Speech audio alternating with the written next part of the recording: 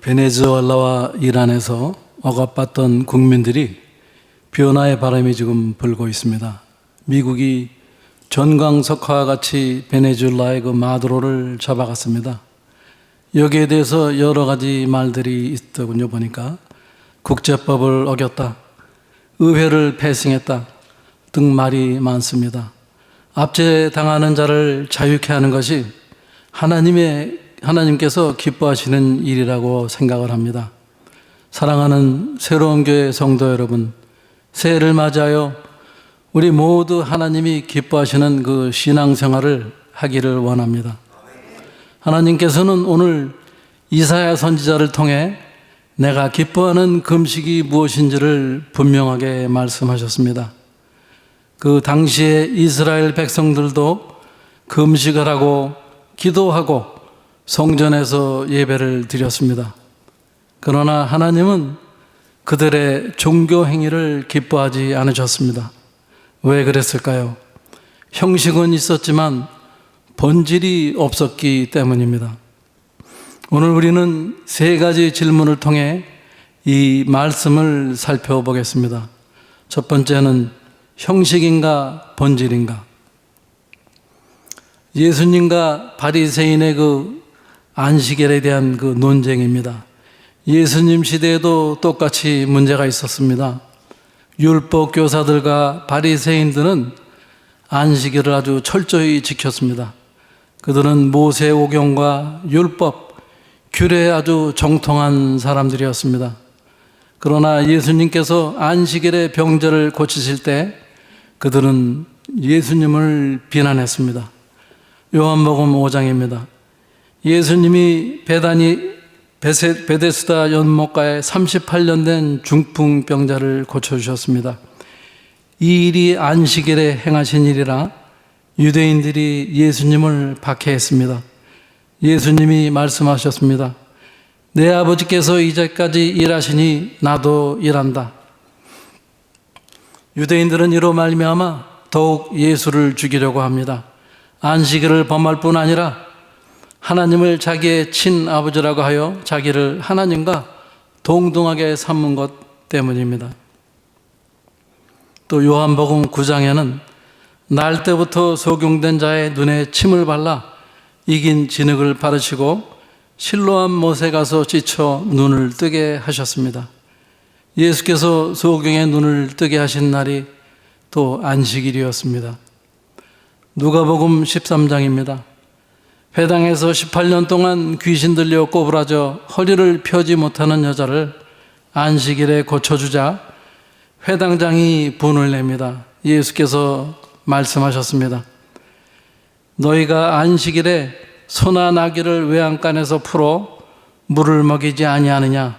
18년 동안 사단에게 매인 아브라함의 딸을 안식일에 이 매임에서 푸는 것이 합당하지 아니하냐? 또 누가복음 14장입니다. 안식일에 예수님이 바리새인 지도자의 집에 떡을 잡수시러 들어가셨다가 수종병 든 사람을 만나 고쳐주셨습니다. 예수님이 말씀하셨습니다.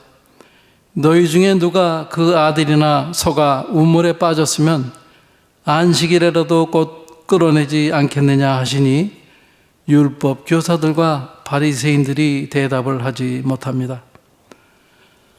마태복음 12장, 안식일에 회당에 한쪽 손 마른 사람이 있었습니다. 사람들이 예수를 고발했습니다. 고발하려고 묻습니다. 안식일에 병 고치는 것이 옳으니까? 예수님께서 말씀하시되 너희 중에 어떤 사람이 양 한 마리가 있어 안식일에 구덩이에 빠졌으면 끌어내지 않겠느냐? 사람이 양보다 얼마나 더 귀하냐?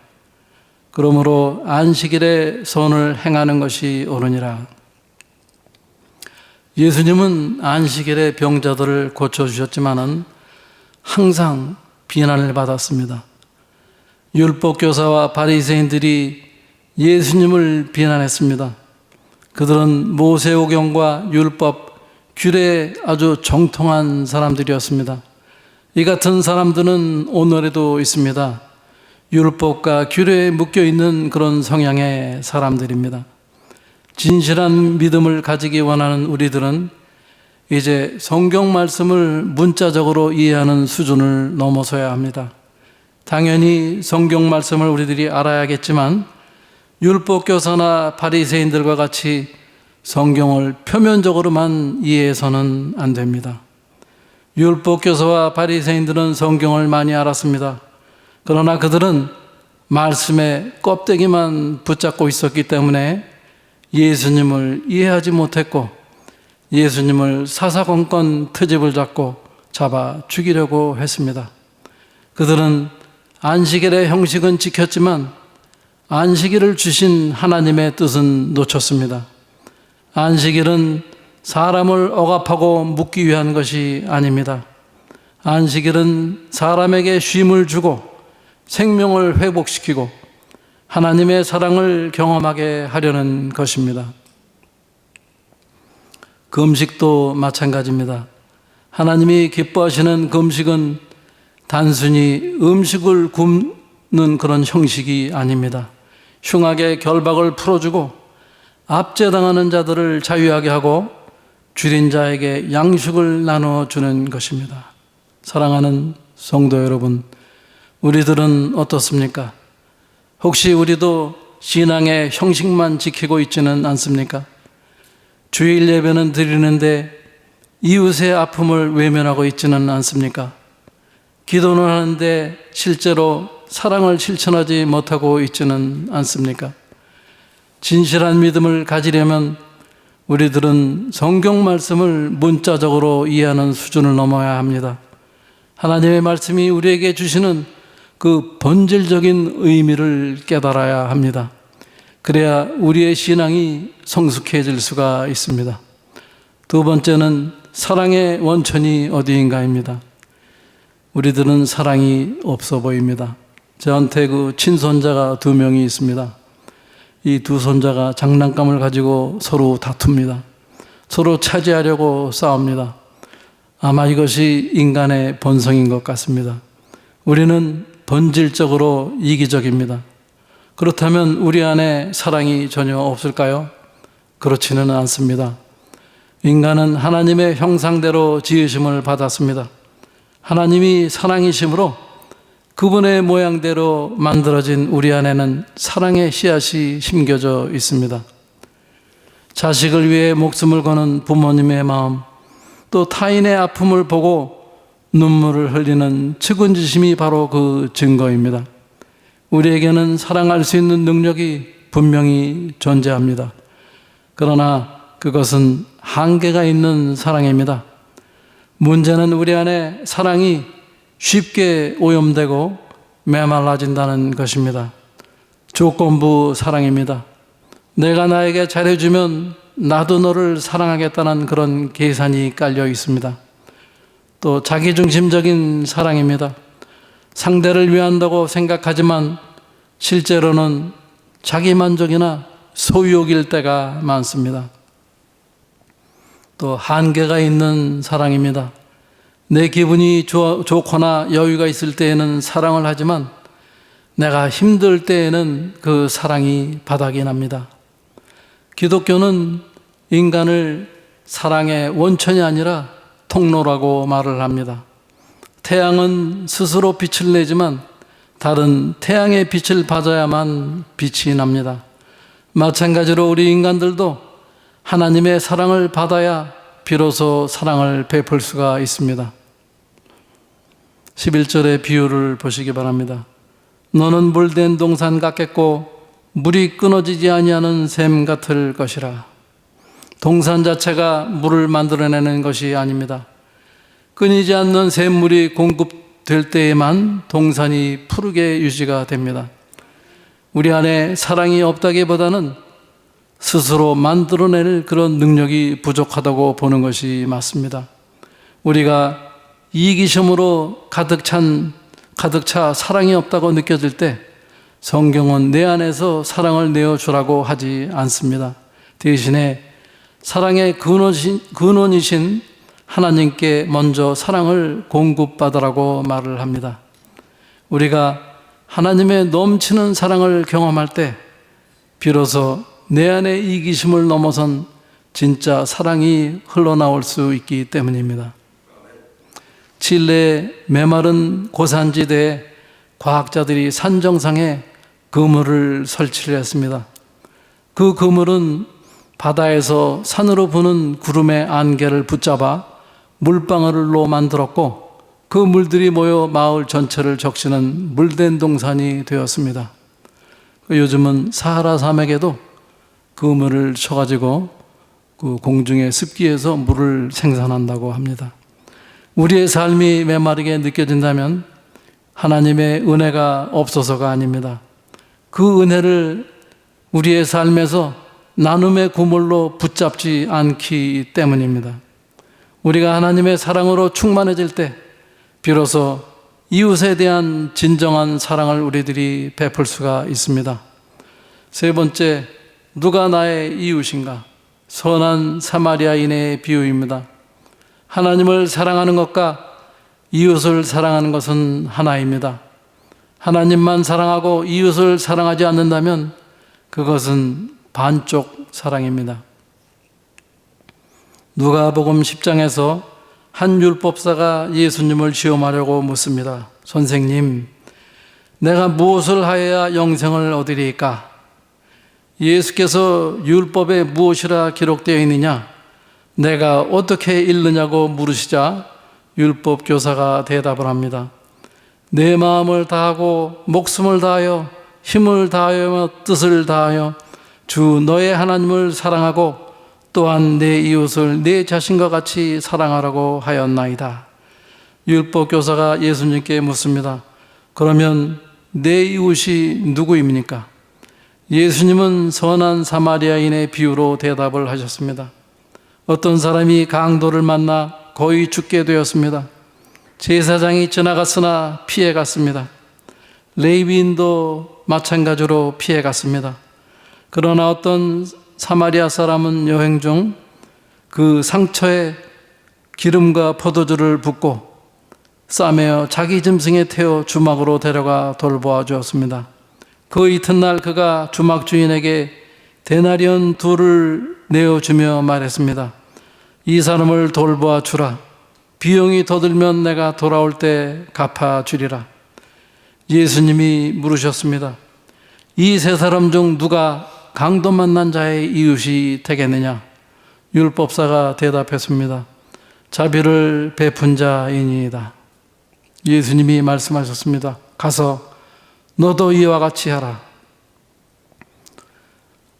오늘 우리와 함께 예배드리는 우리 김명식 목사님의 귀한 사랑 실천 이야기를 나누고 싶습니다. 김 목사님은 트로킹을 하면서 무임 목회를 하셨습니다. 엘리자베스 포트에서 올라올 때 턴파이크를 타지 않고 일부러 1&9 도로로 올라오셨습니다. 왜 그랬을까요? 길에서 구걸하는 사람들을 만나기 위해서였습니다. 목사님은 남자에게는 5불을, 또 아이가 있는 여자에게는 10불을, 또 비 오는 날에는 더 많이 주셨다고 합니다. 이를 위해서 항상 5불짜리 지폐를 차에 넉넉히 가지고 다니셨습니다. 제가 그 얘기를 들을 때 정말 눈물이 날 뻔했습니다. 또한 경제 상황이 어려운 사람들에게 트럭 운전을 무료로 가르쳐 주셔서 상업 운전면허를 따도록 도와주셨는데 그 제자의 수가 200명이 넘습니다. 목사님께서 운전 실습을 받은 제자들이 지금은 미국 전역에 퍼져나가서 훌륭하게 자립하여 활동을 하고 있습니다. 그 중에 제가 한 분을 만났는데 그분이 선교사 출신인데 러시아 선교사를 한 20년 하고 미국 왔는데 그러시더라고요. 저 가진 것이 아무것도 없어 막막했는데 목사님한테 그 트럭 운전을 배워갖고 정말 살만한 인생을 처음 겪어봤다는 그런 간증을 하셨습니다. 목사님의 그 사랑 실천에 하나님도 감동을 하셨는지 지금 김 목사님의 자녀들이 다 복을 받아 아주 행복하게 살고 있습니다. 바로 이것이 예수님이 말씀하신 가서 너도 이와 같이 하라는 그런 실천의 삶입니다. 7절의 말씀을 다시 보십시오. 줄인 자에게 내 양식을 나누어 주며 유리하는 빈민을 집에 들이며 헐벗은 자를 보면 입히며 또 내 권력을 피하여 스스로 숨지 않는 것이 아니겠느냐. 하나님의 은혜로 우리 교회가 베이사이드에 더 나은 하우스를 돕게 되어 감사를 드립니다. 갈 곳 없고 병들고 낮아진 형제 자매들에게 숙식을 제공하고 예배와 말씀으로 영과 육을 깨어나게 하는 그 사역에 우리들이 동참할 수 있어서 감사를 합니다. 이것이 바로 하나님의 말씀을 실행하는 것입니다. 우리가 말로만 신앙생활을 하면 아무 유익이 없습니다.